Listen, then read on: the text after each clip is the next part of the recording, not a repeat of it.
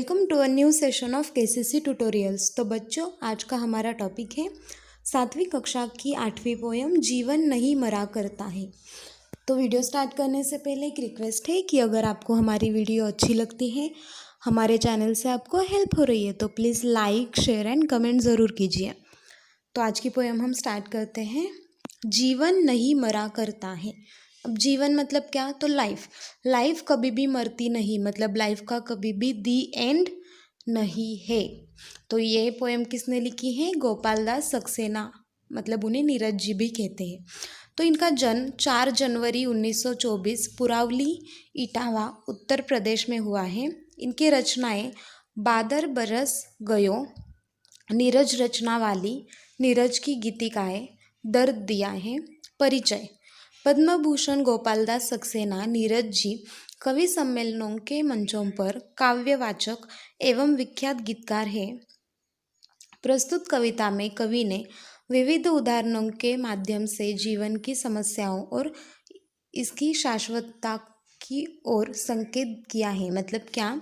तो इस पोयम में बहुत सारे ऐसे एग्जाम्पल्स दिए हैं जिनमें हमें पता चले कि समस्याएं बहुत हैं, लेकिन ये समस्या कभी ना कभी ख़त्म होगी और हमारी लाइफ ऐसे ही हमेशा चलती रहेगी। उस समस्याओं से कभी भी लाइफ ख़त्म नहीं होती।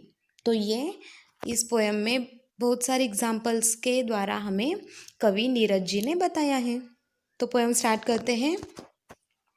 छिप छिप अश्रु बहाने वालों, मोती व्यर्थ लुटाने वालों। अब कवि किसे कह रहे हैं? तो जो छिप छिप कर अश्रु बहाते हैं। अब अश्रु बहाना मतलब रोना। तो जो छिप छिप कर अश्रु बहाते हैं, जो अपने मोती व्यर्थ लुटाते हैं। व्यर्थ लुटाना मतलब बिना किसी काम के लुटाना, मुफ्त में लुटा देना। तो मोती किसे कहा गया है? तो अपने आँखों से जो अश्रु आते हैं, आंसू आते हैं, उन्हें मोती कहा गया है यहाँ। तो जो छिप छिप कर अश्रु बहाते हैं, लोगों से छिप कर अश्रु बहाते हैं और अपने आँखों के जो मोती है वो व्यर्थ लुटाते हैं, तो उन लोगों को कवि क्या कहते हैं? देखो, कुछ सपनों के मर जाने से जीवन नहीं मरा करता है। तो अगर कुछ सपने मर जाए तो उससे जीवन नहीं मरता हमारा। मतलब हम चुप चुप कर रो रहे हैं, हमारे मोती व्यर्थ लुटा रहे हैं, इसका मतलब क्या? तो हमारी कोई विश थी जो कंप्लीट नहीं हुई, इसलिए हम रो रहे हैं। तो वो विश, वो सपना, वो ड्रीम हमारा अगर पूरा ना हो पाए तो उससे हमारा जीवन खत्म होता है क्या? नहीं। अगर आज हमारा कोई ड्रीम हो कि मुझे यहाँ घूमने जाना है, लेकिन क्या हुआ? तो हमारे साथ जो फ्रेंड्स आने वाले थे उनको टाइम ही नहीं मिला, तो हमारा आज का जो प्लान था वो कैंसिल हो गया। ठीक है, तो उससे हमारी पूरी लाइफ ख़त्म होगी क्या? वो ड्रीम उस दिन का ख़त्म हुआ, लेकिन जब उन फ्रेंड्स को टाइम मिलेगा, हम क्या करेंगे? सब साथ में घूमने जाएंगे ना। तो उससे क्या होगा? तो पहले दिन उसका ड्रीम टूट गया, लेकिन वो ड्रीम कभी ना कभी तो पूरा होगा ना। तो इससे जीवन नहीं मरता। हमारा ड्रीम, हमारा सपना अगर मर जाए तो उससे जीवन मरता है क्या? नहीं। जीवन मतलब क्या? तो लाइफ, मतलब हम लाइफ टाइम में कभी भी वो सपना पूरा कर सकते हैं। इसलिए कवि कहते हैं कि अगर आपका कोई भी सपना टूट जाए तो हमें रोना नहीं है, हमारे जो मोती है उन्हें व्यर्थ लुटाना नहीं है। माला बिखर गई तो क्या है, खुद ही हल हो गई समस्या। अगर माला बिखर गई, अब बहुत सारे ऐसे एग्जाम्पल्स दिए हैं। माला बिखर गई मतलब क्या? तो माला में जो मोती थे वो बिखर गए, तो उससे हमें डरना है क्या? नहीं। तो खुद ही अगर माला नीचे गिर गई है, बिखर गई है, फिर भी हमारे पास माला के मोती हैं, माला का जो धागा होता है जिसमें हम उन्हें क्या करते हैं? बोते हैं, तो वो सारे जो मोती है वो हमारे पास है, धागा है, तो फिर हम फिर से माला बना सकते हैं ना। तो हल हो गई ना समस्या। माला बिखर गई, ये समस्या है क्या? कोई नहीं, उसका हल तो हमारे पास ही है, क्योंकि हमारे पास धागा है, माला के मोती है, तो हम माला फिर से बना सकते हैं। आंसू अगर नीलाम हुए तो समझो पूरी हुई समस्या।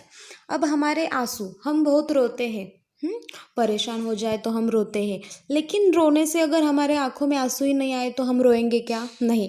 तो अगर हमारे आंसू नीलाम हो गए, नीलाम होना मतलब बिक जाना, तो हमारे आंसू अगर नीलाम हो गए तो हमारी समस्या ही पूरी हो जाएंगी। क्यों? क्योंकि हम क्या करेंगे, कभी रोएंगे ही नहीं। रूठे दिवस मनाने वालों, फटी कमीज सिलाने वालों। अब कवि किसे कहते हैं? जीवन नहीं मरा करता, ऐसा किसे कहते हैं? तो रूठे दिवस मनाने वालों मतलब रूठे हुए दिनों को मनाने वालों। ज़रूरत है कि अगर कोई रूठा है तो उसे ज़्यादा मनाने की ज़रूरत नहीं है, या फिर हम ही खुद अपनी लाइफ से रूठे हैं तो ज़्यादा मनाने की ज़रूरत नहीं है, क्योंकि खुद को, अपने आप को समझना है कि हमारे लाइफ में हमें क्या करना है। लाइफ एक बार ही आती है, किसी से रूठना नहीं है, हमें बहुत खुशी से जीना है। तो ये सबको अपना अपना समझ में आना चाहिए। इसीलिए रूठे दिवस मनाने वालों को कवि कहते हैं। और फटी कमीज सिलाने वालों मतलब क्या? तो जो कमीज सिलाते हैं, लेकिन कैसी सिलाते हैं? तो फटी हुई। मतलब कि अगर हम कोई भी काम करें तो हमें कैसा करना चाहिए? परफेक्ट करना चाहिए। हम अगर कोई क्लीनिंग कर रहे हो तो वहाँ पे फिर भी धूल नहीं निकली, घर की क्लीनिंग कर रहे हैं फिर भी हमने धूल अच्छे से साफ़ नहीं की, तो उस काम का कोई मतलब है क्या? नहीं। वैसे ही हम कमीज सिला रहे हैं लेकिन फटी हुई, तो उसका भी कोई मतलब नहीं है। कुछ दीपों के बुझ जाने से आंगन नहीं मरा करता है। अब आंगन में हमने कुछ दिए लगाए हैं, दीप मतलब दिए, तो उनमें से कुछ दिए बुझ गए या सारे दिए बुझ गए, तो दिए बुझ जाने से जो आंगन है वो मर जाएगा क्या? नहीं। फिर से सवेरा होगा, फिर से क्या होंगे, वहाँ पे रोशनी आएगी और आंगन हमें दिखेगा। मतलब अगर आंगन के दिए बुझ जाए तो भी जीवन मरेगा नहीं, जीवन का दी एंड नहीं होगा।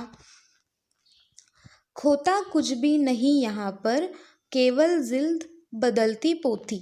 तो हम कुछ भी खो जाए, मतलब हमारा कुछ भी खो जाए, फिर भी हम क्या कर सकते हैं? वो दूसरा खरीद सकते हैं ना। अगर मेरी कोई बुक गुम हो जाए तो मैं दूसरी बुक खरीद सकती हूँ ना।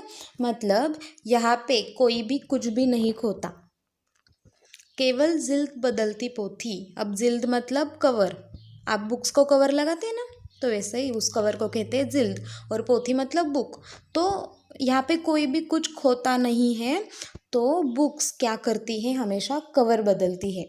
अगर हमने बुक्स को कवर चढ़ाई है और वो कवर ख़राब हो जाए तो हम क्या करेंगे? उसे नई कवर चढ़ाएंगे। तो उससे, उस कवर के ख़राब होने से बुक ख़राब होती है क्या? नहीं। हम दूसरी कवर लगाएंगे तो फिर से वो बुक नहीं दिखने लगेगी। जैसे रात उतार चांदनी, पहने सुबह धूप की धोती। तो पोथी उसी तरह जिल्द बदलती है, जैसे किसकी तरह? तो जैसे रात चांदनी को उतारती है, मतलब क्या? तो रात में चांदनी की रोशनी होती है ना, चांद की रोशनी होती है जिसे चांदनी कहते हैं हम। तो उस रोशनी को उतारती है और क्या पहनती है? तो सुबह होने के बाद धूप की धोती पहनती है। अब धोती पता है आप सबको, ये एक कपड़ा है जो लोग पहनते हैं। तो रात क्या करती है? चांदनी को उतारती है, और सुबह क्या करती है? तो चांदनी को उतार के सुबह की धूप की धोती पहनती है। मतलब क्या? रात खत्म होने के बाद सुबह आती है, सुबह के बाद रात आती है, ये सिलसिला चलता रहता है, लेकिन वो कभी खत्म होता है क्या? नहीं। वैसे ही जीवन भी कभी खत्म नहीं होगा। वस्त्र बदल कर आने वालों, चाल बदल कर जाने वालों।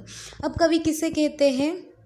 तो जो वस्त्र बदल कर आते हैं, मतलब जैसे कि वस्त्र बदलने से हम बदलेंगे क्या? अगर मैं बहुत क्लीन, प्रेस किए हुए, बहुत अच्छे कपड़े पहनती हूँ, हाँ, लेकिन अगर मेरा मन ही मैला है, मेरे मन में अच्छे विचार नहीं है, तो उसका कोई यूज़ है क्या?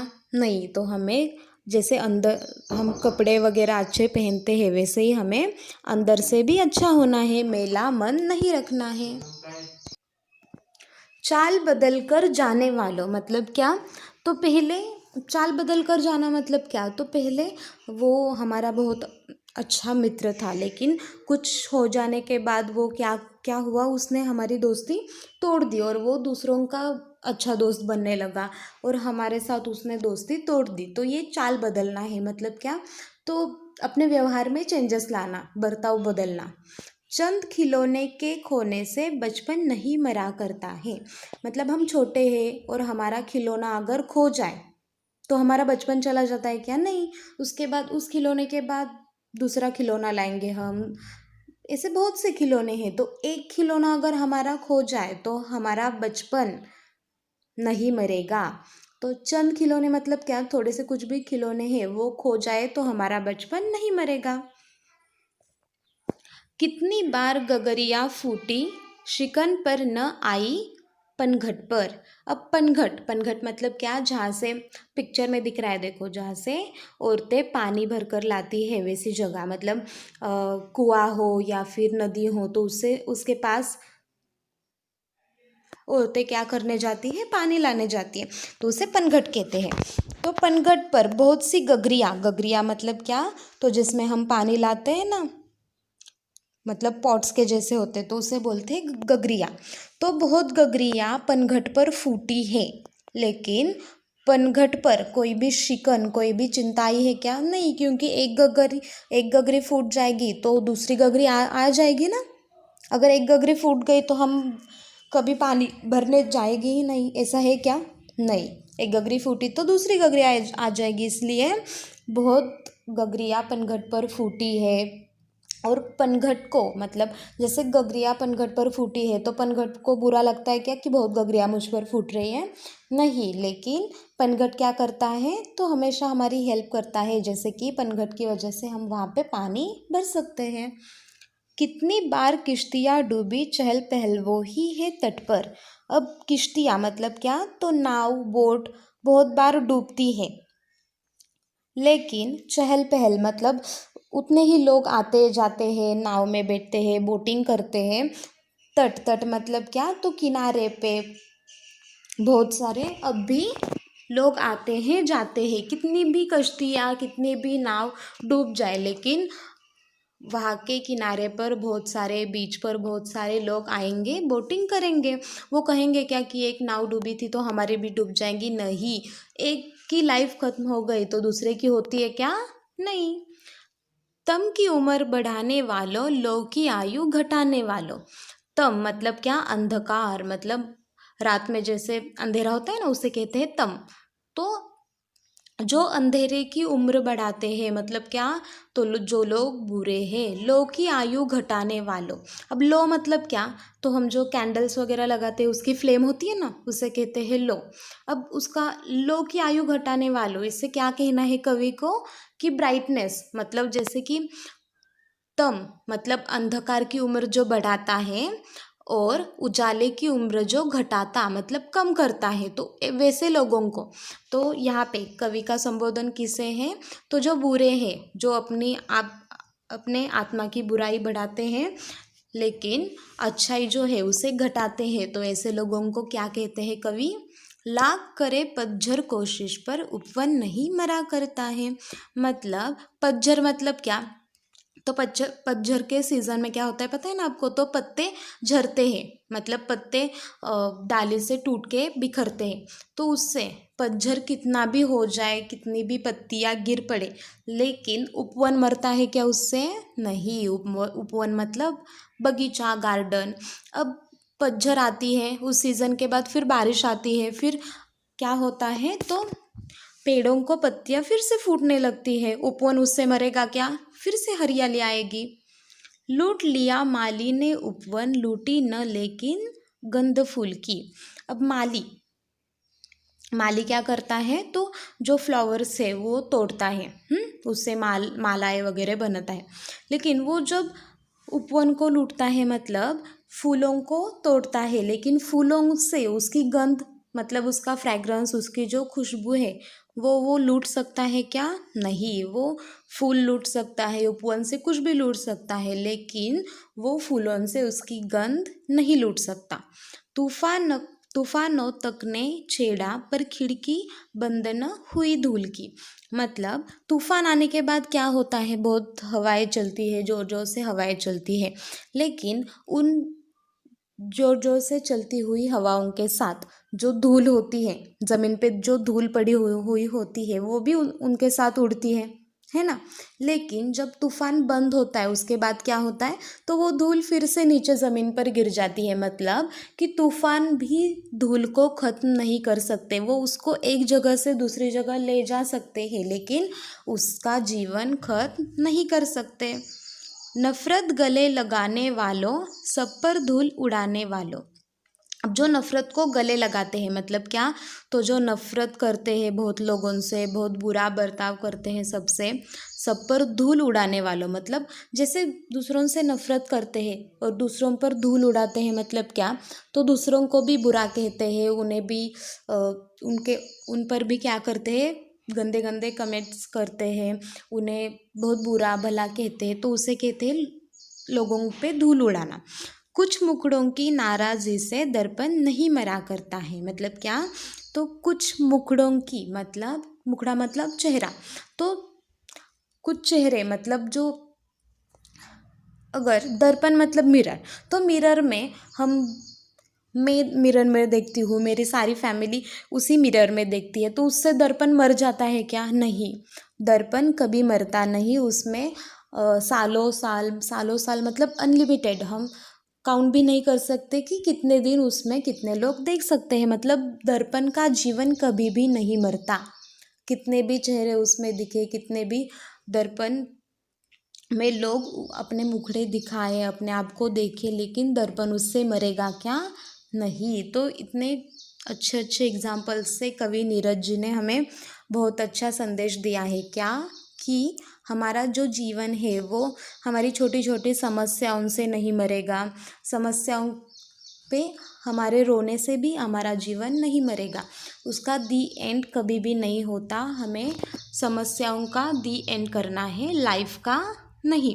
तो हमें जो अच्छे अच्छे एग्जाम्पल्स दिए, जैसे कि पनघट पर बहुत गगरिया फूटती है, लेकिन उससे पनघट चिंता में पड़ता है क्या? नहीं। माली जैसे उपवन को, गार्डन को लूटता है, लेकिन वो फूलों से उसकी गंध को लूट सकता है क्या? नहीं। जैसे बहुत पतझड़ होती है, लेकिन उससे उपवन का जीवन मरता है क्या? नहीं। बहुत मुखड़ों की नाराज़ी से भी दर्पण का जीवन नहीं मरता। जो तूफान है वो भी धूल को मिटा नहीं सकता। तो ऐसे बहुत अच्छे अच्छे एग्जाम्पल्स दे के कवि ने हमें यहाँ समझाया है कि हमारा जीवन कभी नहीं मरेगा, इसलिए समस्या से डरकर हमें मुरझा जाना नहीं है, हमें रोते रहना नहीं है। हमें क्या करना है, समस्याओं को हराना है और लाइफ में आगे बढ़ना है। तो यही हमें कवि नीरज जी इस कविता में सिखाते हैं। तो अगर आपको आज की ये वीडियो अच्छी लगी हो तो please like, share and comment कीजिए। अगर अब तक आपने हमारे चैनल को सब्सक्राइब नहीं किया हो तो प्लीज़ सब्सक्राइब कीजिए। केसीसी ऑनलाइन ट्यूशन ज्वाइन करने के लिए आप डिस्प्ले पे दिए हुए नंबर पर कॉल करके अधिक जानकारी ले सकते हैं। Thank you for watching this video. Good bye.